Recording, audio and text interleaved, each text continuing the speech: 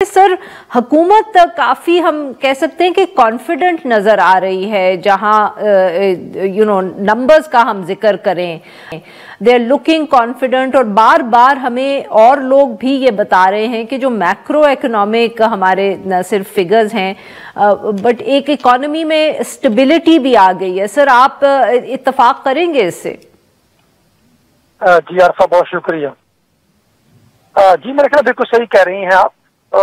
میرے نزدیک 3 سٹیجز ہیں کسی بھی اکانومی میں، اگر اس کو آپ نے ایک براڈر اس میں دیکھنا ہے۔ پہلی سٹیج ہے سٹیبلائزیشن کی۔ اگر ہم اس کو 2022 سے کمپیئر کریں تو آج ظاہر ہم بہت بہتر حالت میں ہیں۔ آپ 30-40% انفلیشن سے 4.9% انفلیشن پہ ہیں۔ روپیہ جو روز گر رہا تھا، روز چڑھ رہا تھا، ڈالرز بلیک مارکیٹ ایگزسٹ کر رہی تھی، آج وہ نہیں ہے، 278 روپے کے قریب جو ہے وہ مستحکم ہے۔ انٹرسٹ ریٹ آپ کا 22% سے جو ہے وہ نیچے آ گیا ہے۔ اسی طرح سرپلس کا جو ایک نمبرز ہے جو ہائیسٹ بتایا جا رہا ہے، جو ہے بھی ہے، وہ ہمارے پاس ہے۔ تو اوور آل جو میکرو انڈیکیٹرز ہیں وہ اگر آپ 2022 سے کمپیئر کریں اس کو، تو ہم ایک بہت اچھی سٹیبل حالت میں ہیں۔ اور میں یہ کہتا ہوں کہ شاید یہ جو IMF کا پروگرام ہے، یہ ان چند پروگرام میں سے ہے جو ایک اچھی بیس سے سٹارٹ ہو رہے ہیں، ایک اچھے انوائرمنٹ میں سٹارٹ ہو رہے ہیں۔ ادروائز ہم نے دیکھا ہے کہ جب IMF پروگرام آتا تھا تو چیزیں ریورس چل رہی ہوتی تھی، انفلیشن بڑھ رہا ہوتا تھا، انٹرسٹ ریٹ بڑھ رہا ہوتا تھا۔ اب ہم وہ بہتری کی صورت میں ہیں جب IMF کا پروگرام آیا ہے، جو ہمارے لیے ایک اچھی اپرچونٹی ہو سکتی ہے۔ لیکن مجھے لگتا ہے اس وقت جو دوسری سٹیج ہے جس پہ خرم نے صاحب نے بھی لکھا ہے، ہمیں آج جو جوائن کیا ہے، ہم لوگ بھی اس پہ بات کر رہے ہیں، اسٹیبلائزیشن کو، اسٹیبلٹی کو گروتھ میں کیسے کنورٹ کرنا ہے۔ کیونکہ جو عام آدمی ہے، جہاں 2.55% آپ کا پاپولیشن کا گروتھ ریٹ ہے، جہاں 60% آپ کی یوتھ پاپولیشن ہے، 2 ملین لوگ ہر سال ایک نئی مارکیٹ میں آ رہے ہیں، ان کے لیے یہ جو اسٹیبلائزیشن ہے جو آپ کی 2.5 سے 3% گروتھ ریٹ کے اوپر ہے، یہ شاید ناکافی ہے۔ تو ہم 2022 کی نسبت بہتر پوزیشن پہ ہیں، لیکن مجھے لگتا ہے کہ گورنمنٹ کا کام اب سٹارٹ ہوگا، یہ ختم نہیں ہے۔ بیسیکلی یہ وہ بیس ہے جس پہ گورنمنٹ کو کام کرنا ہے۔ انفلیشن کم اس لیے ہوا ہے کہ بیس بہت ہائی ہے۔ صحیح۔ قیمتیں کم رفتار سے بڑھ رہی ہیں، لیکن قیمتیں آج بھی بڑھ رہی ہیں۔ انرجی کا انفلیشن آج بھی کافی زیادہ ہے۔ میرے ساتھ میرے ڈرائیور تھے، آج وہ بتا رہے تھے کہ جی میری 34,000 تنخواہ ہے اور 34,000 میرا بل آ گیا ہے۔ ہاؤسنگ کی پرائسز ابھی بھی بڑھ رہی ہیں اسی طرح سے۔ بالکل جابس پیدا کرنا، گروتھ ریٹ، تو یہ مجھے لگتا ہے کہ ایک ابتدا ہوگی۔ اور تیسری جو سٹیج ہے وہ ہوگی کہ اس گروتھ بینیفٹ کو عام آدمی کے فائدے کے لیے استعمال کرنا۔ بٹ اوور آل 2022 کی نسبت ہم بہت اچھی، بہت مستحکم پوزیشن میں ہے۔ بالکل ٹھیک سر، اگر آپ اجازت دیں تو یا میں اب خرم حسین صاحب کو بھی گفتگو میں شامل کروں۔ خرم صاحب، آپ نے ڈاکٹر صاحب کی بات سنی، آپ سر جیسے انہوں نے ذکر بھی کیا کہ آپ لکھتے رہے ہیں، بٹ آپ اس میں ایک اور ایشو بھی ہائی لائٹ آپ اپنی جو آپیڈز میں کر رہے ہیں کہ آپ کو خدشہ یہ ہے کہ کہیں اب جو یہ گروتھ کی طرف اکانومی چلی گئی یا حکومت کے اوپر یہ دباؤ آ گیا کہ گروتھ کی طرف جائے، تو اس سے پھر معاملات خراب بھی ہو سکتے ہیں، کیونکہ پھر جس کو وہ انگریزی میں کہتے ہیں اکانومی اوور ہیٹ ہو جائے گی۔ آپ کو یہ خدشہ کیوں ہے سر؟ سمپل ریزن عارفہ، کیونکہ جہاں پہ آج معیشت کھڑی ہے وہ سٹیبل تو ہے، لیکن یہاں پہ زیادہ دیر کے لیے کھڑے نہیں رہ سکتے۔ اور اس کی بیسک اس کی بہت وجہیں ہیں۔ میں آپ کو ایک سمپل طریقے سے اگر سمجھا دوں کہ ابھی جو بے روزگاری کا عالم ہے وہ زیادہ دیر چل نہیں سکتا ہے اس طرح سے۔ جلد سے جلد اس کو گروتھ کی طرف لے جانا تو پڑے گا حکومت کو، کوئی بھی حکومت ہو ابھی اس پوزیشن میں ان کو کرنا پڑے گا، لیکن وہ کرنے کے لیے ان کے پاس وہ ریسورسز نہیں ہیں جن کی ضرورت ہوئے گی ان کو۔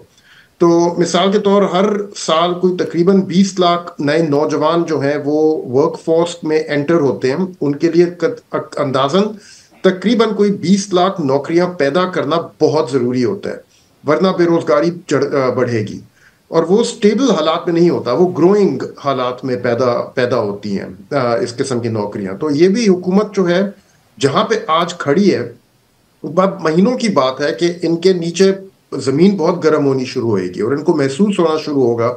ان کے تمام جو نمائندے ہیں، ان کے MNAs MPAs، ان کو اپنے حلقوں سے آواز جو آئے گی وہ یہی کہے گی کہ یار نوکریاں نہیں ہے، بے روزگاری بہت زیادہ ہے، اور ساتھ ساتھ جو آمدنی ہے لوگوں کی जिसकी अभी डॉक्टर साहब बात कर रहे थे, वो काफ़ी नहीं है इन ऑर्डर टू पे द बिल्स।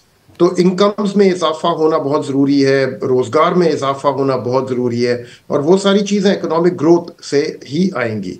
लेकिन वो ग्रोथ पैदा करने के लिए अब इनके पास रिसोर्सेज नहीं है। उसके लिए आपको फिस्कल स्पेस चाहिए, उसके लिए आपको फॉरेन एक्सचेंज रिजर्व्स चाहिए, उसके लिए आपको स्ट्रक्चरल रिफॉर्म्स चाहिए। ये तो इन इन यू नो यहाँ पे तो ये लोग कुछ नहीं खास अभी अरेंज कर सके।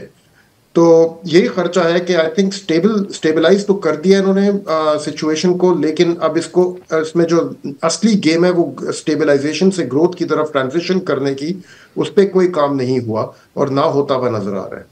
आरिफा जी डॉक्टर साहब, सर तो फिर ये अब यहाँ हमने इस मसले का हल भी तो ढूंढना है ना सर। एक तरफ हम कहते हैं, जैसे खुर्रम साहब ने भी कहा, आपने भी कहा कि जी ग्रोथ तो करनी है, ग्रोथ नहीं करेंगे तो लोग कहाँ जाएंगे, मगर जब ग्रोथ होती है तो भी उस पे भी हमें शिकायत है। सो व्हाट इज शिकायत इन द सेंस कि वो उससे इन्फ्लेशन हो जाती है, इकोनॉमी ओवरहीट हो जाती है। So what is the solution sir, how do we go forward from here? और उधर हुकूमत आपको कैसे परफॉर्म करते हुए नजर आ रही है? आरफा, मेरे ख्याल जो पहला स्टेप होगा इसमें, वो एक तो रियलाइजेशन है कि हमें ये वाली जो स्टेज है बहुत ज्यादा सेलिब्रेट करने की जरूरत नहीं है। मैंने हमेशा देखा है कि वो गवर्नमेंट्स जो मैक्रो नंबर्स पे अपना नैरेटिव बनाती हैं, वो बाद में प्रॉब्लम का शिकार हो जाती हैं। करंट अकाउंट आप आज का सरप्लस इसलिए है कि आपके यहाँ ग्रोथ नहीं है, रेमिटेंसेस बढ़ी हैं। ना तो ये जो सरप्लस है वो एफडीआई से आ रहा है, ना तो ये सरप्लस एक्सपोर्ट से आ रहा है, ये रेमिटेंसेस से आ रहा है किसी हद तक। लेकिन जो ही आप हाई ग्रोथ पे जाएंगे तो ये नेगेटिव हो जाएगा, तो फिर गवर्नमेंट का क्या नैरेटिव होगा? तो पहला तो मेरा ये है कि हमें बड़ा रियलिस्टिकली सोचना होगा कि एक स्टेज हमने पास की है बेहतर अंदाज में। इस वक्त मुझे लगता है कि शायद माजी की निस्बत थोड़े बेहतर चांसेस हैं हमारे पास कि हम एक ग्रेजुअल ग्रोथ की तरफ, इकोनॉमी की तरफ जो है वो जा सकें उसकी तरफ। मसलन जैसे मैंने पहले कहा कि इस वक्त आईएमएफ की वो कंडीशंस जो हमेशा हमें इकोनॉमी को स्लो डाउन करने का हमारा मकसद होता था, इस वक्त वो मकसद आईएमएफ का ऑब्जेक्टिव ओवरऑल नहीं है, क्योंकि चीजें स्टेबल हैं और हम स्टेबलाइजेशन से स्टार्ट कर रहे हैं प्रोग्राम के पहले ही क्वार्टर में। तो एक तो मुझे ये पॉजिटिव साइन लगता है कि इस वक्त गवर्नमेंट के पास ये एक ऑप्शन है। दूसरा मुझे लगता है कि जो हमें स्ट्रेटेजाइज करना होगा कि हमारे जो नए सेक्टर्स हैं उसमें आप देखें, हम मिसाल देते हैं, शायद रिसेंटली को बहुत अच्छी चीजें नहीं हुई बांग्लादेश में, बट उनकी एक जो सक्सेस स्टोरी है वो इकोनॉमिक इंक्लूजन की है। तो मुझे लगता है कि गवर्नमेंट को एक long term planning, medium to long term plan करना होगा कि आपको नए सेक्टर्स जो आपके हैं, एग्रीकल्चर सेक्टर है या बाकी, उन पे फोकस करना होगा। आपकी जो विमेन हैं उनको लाना होगा। ये बड़ी रेडिकल लगती हैं चीजें बात करते हुए, सही, बट इनके बगैर आप सस्टेनेबल ग्रोथ की तरफ नहीं जा सकते। और जैसे खुर्रम ने कहा, अगर हम अपने तमाम लोगों को रोजगार देना चाहें, यूथ जो हर साल नए आते हैं, तो मौजूदा ग्रोथ जो सूरत हाल है इसमें हमें 7% का ग्रोथ रेट चाहिए, जो जाहिर है बहुत ज्यादा है हमारे लिए। हम तब जब तक गुड ग्रोथ की तरफ नहीं जाएंगे, हो सकता है हमारे लिए 4-4.5% का ग्रोथ टारगेट, अगर वो गुड ग्रोथ से आ रहा है, वो ग्रोथ जो एसएमई से आ रही है, वो ग्रोथ जो विमेन से आ रही है, वो शायद हमें कम से कम एक बेस प्रोवाइड कर पाएगी। एक रिस्क है जो मुझे लगता है इस वक्त गवर्नमेंट को है, जब आप सुनते हैं तो शायद इस मैक्रो इंडिकेटर्स को देखते हुए गवर्नमेंट को ये लग रहा है कि उन्हें आईएमएफ की जरूरत नहीं है और शायद वी हैव टू से गुड बाय किसी स्टेज पे। मुझे लगता है दिस इज वेरी प्रीमेच्योर। हमें ब्राजील को देखना होगा कि उन्होंने किस तरह से इसको स्ट्रेटेजाइज किया है, वो कैसे स्टेबलाइजेशन को सस्टेनेबल ग्रोथ में कन्वर्ट किया है। तो शायद हमें इंटरनल एक्सटर्नल जो फैक्टर्स हैं उनको देखते हुए, जो एक्सपीरियंसेस है देखते हुए, लेकिन लास्टली एक पॉइंट मुझे लगता है ये सारी डिफाइन करेंगी पॉलिटिकल स्टेबिलिटी आप कैसे अचीव कर पाते हैं।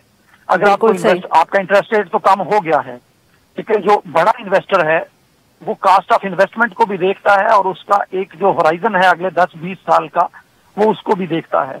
अगर वहां पे अनसर्टेनिटी रहेगी तो शायद इंटरेस्ट रेट कम होने के बावजूद भी हमें उस तरह से इन्वेस्टमेंट्स जो है खासकर एफडीआई नहीं मिल पाएगी। बिल्कुल ठीक, मुझे लगता है 3-4 बड़े फैक्टर्स हैं जिसपे गवर्नमेंट को, बट फाइनली मुझे ये लगता है कि इस वक्त माजी की निस्बत रिलेटिव टर्म्स में निस्बतन हम एक बेहतर पोजीशन में हैं।